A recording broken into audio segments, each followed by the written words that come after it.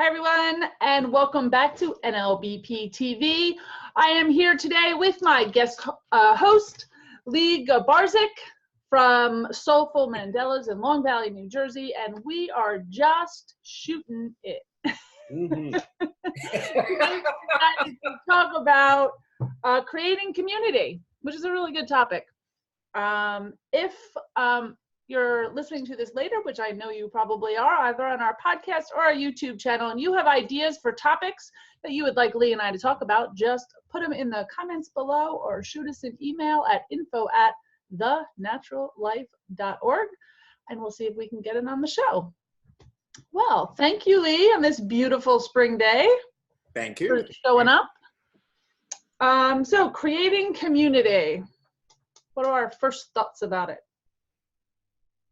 So I think that one of the is that we're always in a community anyhow. So, you know, for some people, they may not feel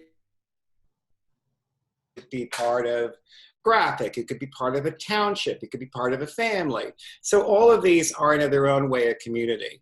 And really, the sense of community and why it is so important is we all have our own little role that we're playing as part of a general group.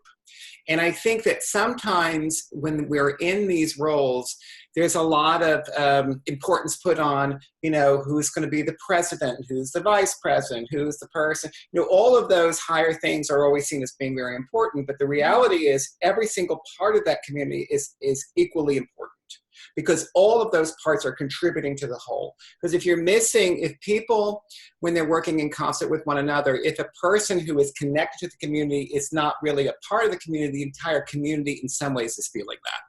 So I think that when we're looking at our involvement in things, I think it's easy to say, well, you know, I'm not really bringing that much to it because I'm only doing this little thing over here, or I'm only have this kind of perspective that deals with, maybe if in the holistic care, maybe it has to do with, I do aromatherapy and it's a smaller thing. Or maybe I do a little bit of Reiki and then this other person does something where maybe they're seen as more valuable. Mm-hmm. And when we're looking at all of these roles, the total part of the spectrum is what matters. Because if we look at something as a complete puzzle, when it's really the piece that's missing from that puzzle or the piece that is not present within that puzzle that really gets all of the attention because everything else is moving. So we want to be a part of things in a way that really honors us by, first of all, recognizing our value, acting from our value, and simply communicating what it is that we really enjoy. And then I really do think that from a like a broader sense, this is just my opinion, there are all of these different roles that exist, right? We have all of these different kinds of parts of the puzzle that, and collectively, you know, they complete something. Individually, they may not seem that important, but without the collective, it doesn't work. And I think that when we're doing the assignments, each of those assignments that we have is important, no matter what the role happens to be. And I think that this attachment to certain kinds of hierarchies really undermines our contribution. Because there's so many times when people who have been in great positions of notoriety or success will say, you know, when I was 4 years old, a stranger said to me, you know what, you really are good, or you really are beautiful, or a teacher will say something, or a neighbor will say something. And when we're participating in whatever it is that's true for us as a member of the community, we are then connecting to people in such a way that allows for them that impetus, that inspiration, that little teeny statement, that thing that we don't really think anything of, but 40 years later, some president or CEO of a company will say, you know what, I was really not sure what I was going to do with my life, and then somebody told me something. Somebody said, you know what, you're valuable, or you really are beautiful, or you have a skill here, you have a talent. Mm-hmm. And that kind of interconnectedness that exists in all communities where people are participating, listening, and then empowering one another by their contributions fosters this kind of growth that really allows for fantastic outcomes. But when we don't see ourselves as valuable, we don't see ourselves as having importance, we don't contribute in the way that allows for those kinds of outcomes. And those kinds of contributions is what really, really is important. But then we start seeing through those contributions, as we give ourselves the permission to be ourselves, wow, you know what? I really like doing this. So I'm going to go and explore this. Maybe it's, like I'm doing the artwork, or maybe for somebody else, it's psychotherapy, or maybe somebody wants to be a dentist, or maybe somebody else wants to be an architect. But whatever it is, they're doing the thing that honors them, and then they become a part of the collective. So they become a part of the overall that is, each part being important, all the parts connected, making it really important so that everybody then benefits. But you can't, I don't think it makes any sense, personally, to say that just this thing or that thing is important, because when we do that, or when I start judging myself that way, I'm really invalidating my particular value and what it is I have to offer. Right. We see that a lot in the NLBP community, just even on our online vibrant community that we have, that people talk and support each other. I learned at one of our business intensives that we had down in Philly a while back. I don't know how we got on the conversation, but people just started talking about how they feel when they see like others' success, or others, they post and they talk and they're looking for support, that they didn't feel part of the community, or they didn't know how they can contribute. That's another question I get a lot. When people are thinking about becoming members, they say, but I don't have much to contribute. Mm-hmm. No, everyone has something to contribute. Absolutely. But being collaborative is part of what we do, that something that you can give to somebody else. And we talk about that in our community all the time. I don't care what it is, you have something to offer to someone else. It could be, Absolutely. you know how to do accounting and someone else doesn't, or, well, that's how we get to the professional webinars, right? We had someone teach us Instagram because another person wanted to learn it. So they went on and they taught us Instagram. And when we talk about building our businesses, everyone seems lonely when you're there. But you could be 3 months ahead of somebody. And that 3 months of knowledge is so valuable to that person that's 3 months behind you.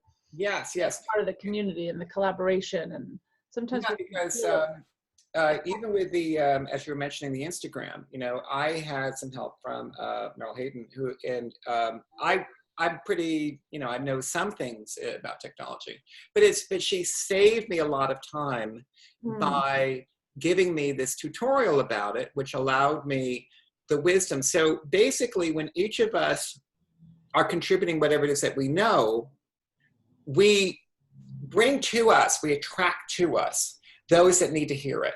I think that one of the things that is just part of the kind of connected energy, if you would, of things is that I'm always put where I need to be. I'm always been placed in exactly where I need to be. And when I talk about what matters to me, that's exactly what needs to happen in that place at that time. And there's a kind of a concert of stuff happening. And if it doesn't work, or if it isn't, then I go to the next thing. And then I know that because that isn't working. If I'm trying something and it's unsuccessful here, then I go over there and that's where it goes. There's a kind of a flow to connectedness and community that allows these lovely outcomes. And the participation allows the clarity about, okay, no, this is the direction to go. I need to go in this way because this is what's working. And, for me, even with the stuff that I've been doing, I know that it works because of the attraction and the amount of energy that is being given to it, not just by me, but by other people.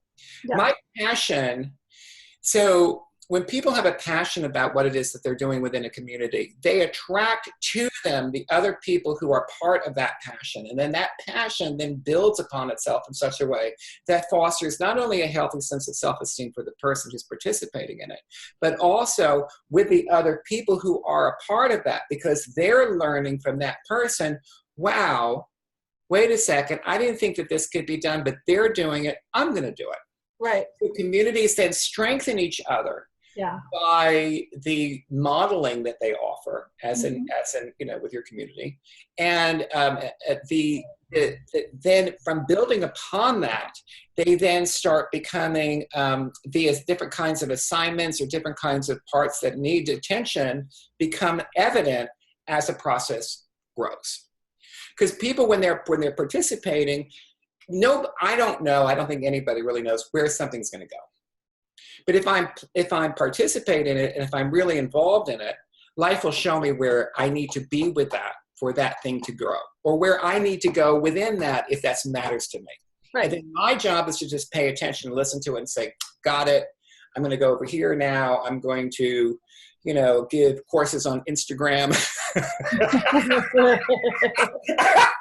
Thank you, Meryl. Or whatever it happens to be.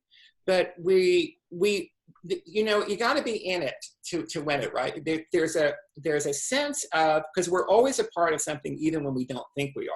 We're always, I think, no matter, even if we're like barely in contact with others, there's people somewhere who are thinking about us. There's a neighbor who's wondering what happened. I haven't seen them in a while. There's people who they have that person on their mind. And all of that energy is kind of like gets centered around that person's activity, in some ways, helping them along. And then when they choose to take an action and then maybe engage that friend, then they, through their interaction, they start noticing, I have this thing to offer. I'm going to talk to them about, I don't know, what I used to do when I was a kid. And it turns out that that's relevant to that person, etc. So our participation is what matters. Acting out of our own healthy self-esteem is what matters. Our lack of attachment to outcome is what matters. Our valuing ourselves and other people's as equal in this is also what matters. And that whole kind of gestalt, that whole kind of energetic connection that occurs, then allows for everybody to have their role and their place so that everybody wins. I think when people get attached to outcomes, though, is when they start pushing people out, or they start becoming competitive, or they only see it as like one person can, that there's only one little spot and there's nothing for everybody. Since we already are people and already have our own inherent, I would say, divinity, there already is an individual role for each of us that is important, or we wouldn't be here. Right, the abundance. Yeah, so we're acting out of abundance. Yeah. And I think that sometimes for people, I think that it's hard for them to see that, because they get so caught up in their belief systems about something, and they're not willing to risk their participation in something to discover that maybe they're wrong. Yeah. Maybe there's more to this than they thought. But there has to be a flexibility to it, a participation and flexibility, so that life can direct me where I need to go.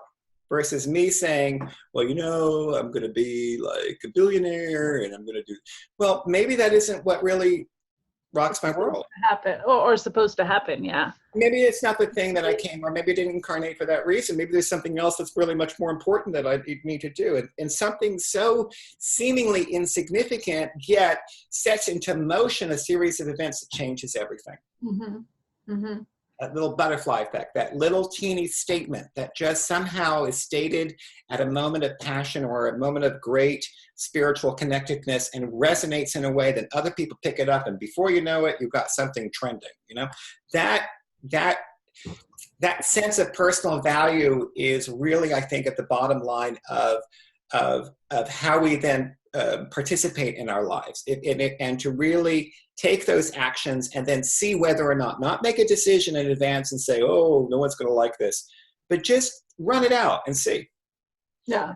Let other people tell you. Participating in life in a passionate way is an attractiveness that just makes everybody want to be a part of it, because people want that passion, and communities want that passion, and they want to have that sense of aliveness. And that particular person who finds their passion, however they do, maybe it's, I don't know, maybe it's skateboarding or something, they then attract to them other people who then get on that passion, and then they do the designs for the skateboard, and then they put together a skateboard rink, and then they start a skateboard company, and then they start a skateboard TV broadcast. And before you know it, it becomes this big thing. But it had to begin somewhere. Right. And that beginning is what's important. Passion. Yes. So we often, well, not often, but we have talked about friends, which are a part of our community, right? We have individuals, yes. And then losing friends as you evolve, yes. Which I think is an important part. And someone said to me a while back with Facebook, I thought it was an interesting angle on it, that we're staying friends with people we shouldn't, because we've evolved and not everyone has, and we're supposed to go through circles of life with different people and then let that go and kind of move on, and kind of Facebook keeps us all together. Yes. I Angry community totally there. Yeah, I you know, I was just talking to someone about this the other day, and then they were talking about how things have been really clicking for them, that they've been really doing well in their career, and you know, they're working as a medium. And then I said, have your friends changed? And they're like, yes. And I'm like, yes, because who you were being I think that was me. is not who you are being now. And your energy, because that person is accessing different parts of their consciousness, is shifting. But the other part about this, because people think, well, you know, I've known them for so long and I don't, well, those relationships are important, yes. But when I'm connecting to somebody out of some kind of truth or some kind of reality about who I really am, my relationships then are going to fast track. Because I've noticed since I've been doing what I've been doing that I've been creating a lot of friendships and with people who I know I don't really know them that well, yet I feel such a connection with them and such a sense of community with them, because what I am showing them is so much more of who I am. Yeah, it's authentic. So I'm authentic. Yeah, I'm not being like, I'm not editing, I'm not filtering, I'm not putting on airs, I'm not kind of just doing this thing where I'm like, oh, you know, I need to stylize my personality to something to fit this. And that creates all this confusion because people are like, well, who the hell is this man? But if I am really just being authentic and genuine to whatever is happening, then it's a clear signal. It's like a clear radio signal that they can get from the other end of the world. And then immediately people are like, wow, did you hear that sound? I really like that. I want to be a part of that. And then and then the strength builds from that. And relationships and energetic connections like this serve us I believe, in our evolution, in our consciousness. And we get what we need as we get what we need. And I think if I'm attached to, let's say I'm attached to level 3 because level 3 had all of these friends from whatever, and then I don't want to go beyond that, then what is my point for doing it? It's a scarcity thought. It's a belief that I can't, that this is all there is. But if I'm if I'm viewing life as a process, and aging is a process, experience is a process, everything, change is the one constant, right? So if all of that is going on and I'm fighting that, then I'm immediately going to become cartoonish. I'm going to lose my sense of authenticity. I'm going to become mannered in a way that just kind of perpetuates some idea that I thought was attractive or interesting to people. And I'm going to really lose my authentic connection to people that really is where I really want to find that sense of belonging. Because because I believe, for me, and I don't think I'm alone in this, at the bottom of my heart, really, I want to have people in my life who I connect with authentically, meaning that they really get who I am because I present who I am.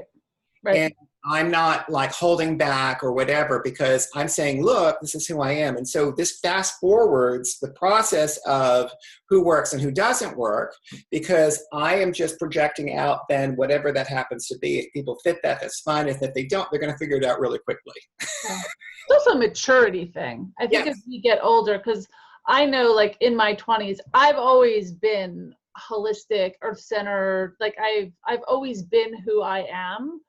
Spiritually connected, very curious about everything that had to do it. I've always been that person. But in my 20s, when I worked in a corporate job, right, and, you know, I was doing what I was supposed to do, I kept my world, my personal and my professional world, very separate.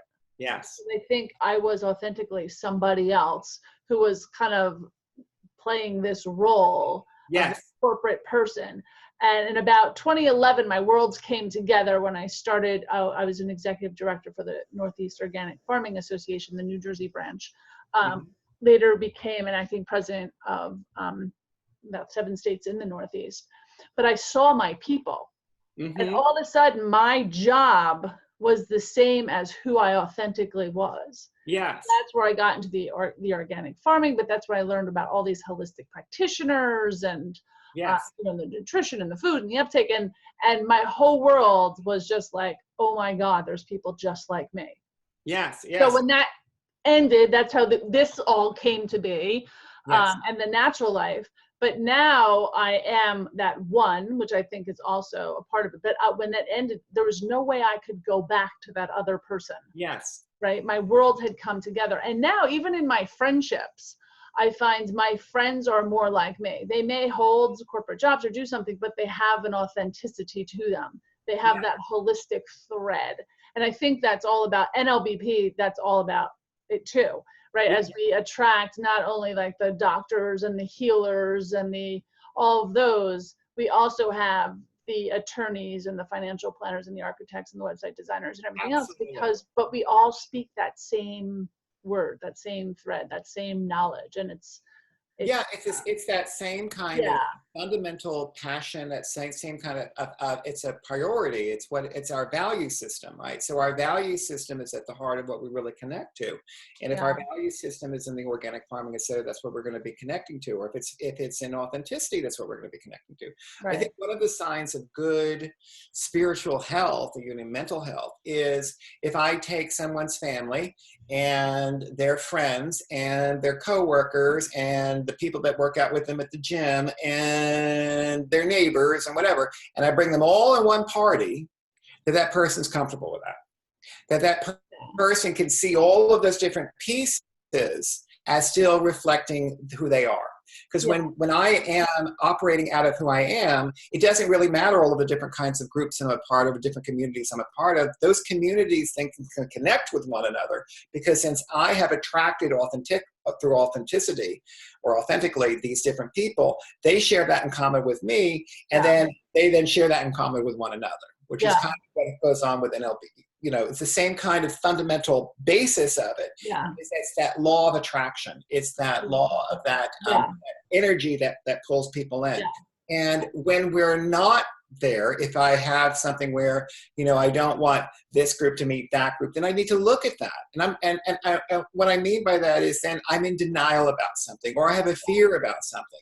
And it's important that I then make a peace with that, so I can then continue. Because when I'm not, if I'm then editing, or if I'm in denial and I'm kind of like ratcheting it in, I have to take that energy that normally would just be expressed out and start getting into this whole kinds of blocks about that. And that can be very draining. And then when I'm around those people, I wonder why I'm so exhausted. And the reality is I'm not telling them the truth.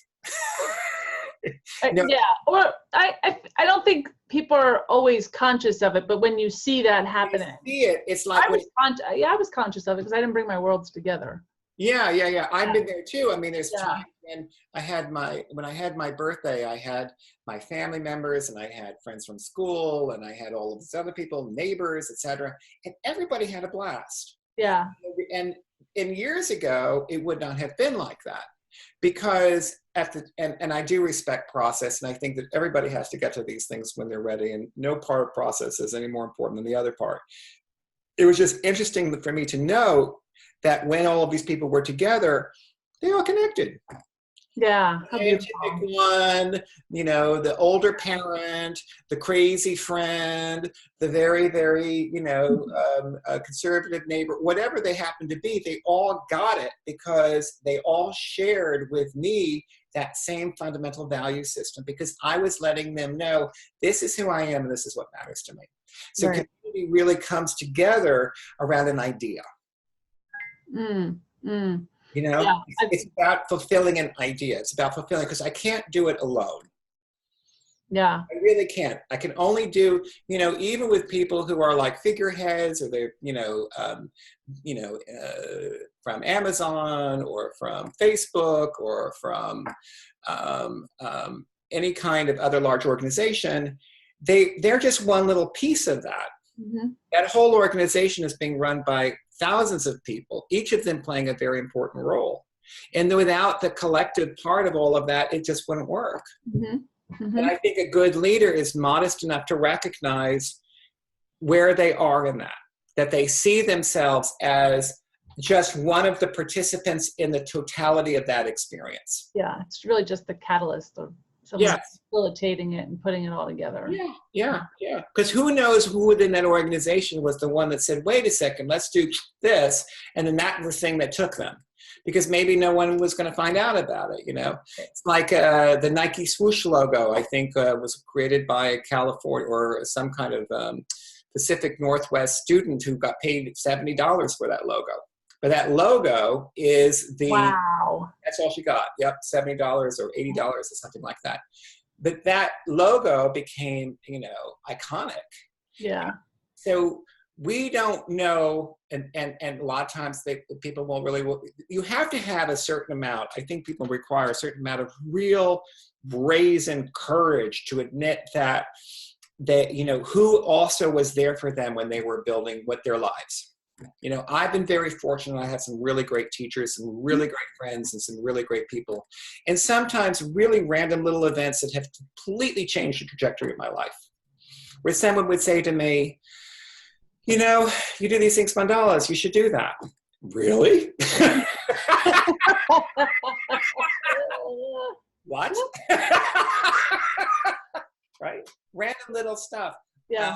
I love the way that Unitarians say God is still speaking, because it's important that I continue within my own process and my own community to listen to people, to be vulnerable, to become receptive to what they have to say, so that I benefit from that. Because if I'm rigid and inflexible within the community stance that I have, I will never find my place, and I'll always be trying to force myself into a role that maybe wasn't really meant for me.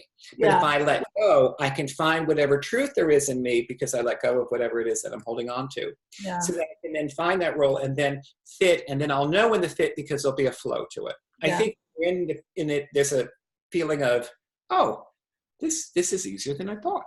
Yeah. Allowing though is the hard part. Yes. Right? I've just been bouncing, even this morning, because I've been going through some just, ups and downs of entrepreneurship, and I'm in one of those phases, and I'm like, okay, I got to stop, because like when I'm like this, I go through a period where I'm not meditating or balancing. Yes. And all of a sudden I was like, I really should be doing it double. So this morning I was talking to, I did a podcast with one of my instructors in K. Right. Which is like spiritual balancing of the subconscious at the subconscious level. And I'm like, oh my God. And she's like, you got to start balancing for that. She's like, and if you don't have time, you need to balance more. So right after that podcast, before I got on this one, I just balanced on being fearless. I was like, she's like, if you listen to yourself, you'll hear what the problem is. Yes. Just take a step back and allow it to come to you. And it did. And I was trying to figure it out. And I was like, oh, I just have fear around things. I just have to be fearless. So I asked Spirit, just allow me to be just completely fearless in business. Yeah. So if that's such an important thought. If I am having problem with trusting, right. If I'm then doing act that is fearless, I learn that I can trust. See, I don't look at trust as, someone else is going to do something there, or, this business prospect will plan out, or the most important issue of trust is with oneself. Mm-hmm. My biggest trust thing is for me. Can I trust me to be there for me the way I want me to be? That's a good one. And when I'm not trusting me, because let's say that I say, well, I'm going to clean up my room, which, currently is a mess. But when I say I'm going to do something and I don't do it, I'm undermining my sense of my own value in my word. And then when I undermine the value of my word, then when I go to launch something, like say, well, I'm going to lose 10 pounds, or I'm going to, start a business or whatever, then I'm meeting it with, well, I don't know. Gotcha. And that is, I think everything in life drives back to, if I really want to be responsible here, it really drives back to me in the sense of, okay, what is it that I need to do for me now to move on? I really do not I try not to at least, get caught up in other people and what they're doing, because I have no control. Right. So one of the things in community is I don't have control over people and what they do. I think a lot of people see, you know, the leadership role as one of like, I'm going to be manipulating this and it's going to go the way I want. I'm going to tell them, otherwise they're fired. Blah, blah, blah. But the reality is we don't really have control over people, but we hopefully have some control over ourselves. And whatever it is that we then are not successful in, through self-reflection, meditation, as you were saying, and really looking at ourselves, we could say, oh, I noticed, I'm doing this. I can't do that anymore.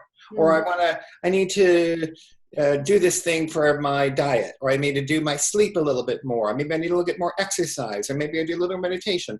But whatever it is to balance me is much more important than what other people I get to do. Right. Because what other people get to do is what is about them. It's not about me. Right. Even what other people think about me is not about me. It's none of my business, frankly. It's about them. My father used to always say that. It's none of your business what other people think about you. Yes, and it's such an important thing. It's hard. As I was going through a nasty divorce, and I kept hearing stories, and I'm going, well, none of that's true. And I had a good friend right from the beginning, was saying, you know, it's the people, if people believed it, they don't know you. And I'm like, you're right. That's right. Why would I care? You know, like it was that whole like, yeah, I don't have to defend anything, do I? Yeah. And what empowering actually to just not care. Yeah, because it doesn't really matter unless I want it to. What other people thought, or what he was saying, or what happened. It didn't matter. It just didn't matter. Nope. Had no reflection on me or my future or what I was gonna do. It made no difference. And the people and if I want to look, know who I was. Yeah, and if I want to look really like guilty, when I fight it, right? If I start defending and saying, you know, no, I didn't do that, you know, horrible traffic accident. Yes, that's exactly right. That's what I've learned. Yeah. You know, whenever I go into that defensive strategy, is really revealing my own inadequacies and my own fear states, because what I'm doing is, it's when people, if I'm defending something, it's not like I'm trying to convince other people of something. I'm trying to convince myself of it. I'm trying to convince other people that, you know, no, I wasn't, it wasn't me. And and what it does is it really thwarts the lesson. Right. The lesson is, that's why apologies are so important. That's why taking personal responsibility is so important. Not because of other people, but because of myself. Because when I take personal responsibility for something, if I screw up somehow, and I say how it is, and I screw up and I admit it, I have now addressed it squarely and it's done.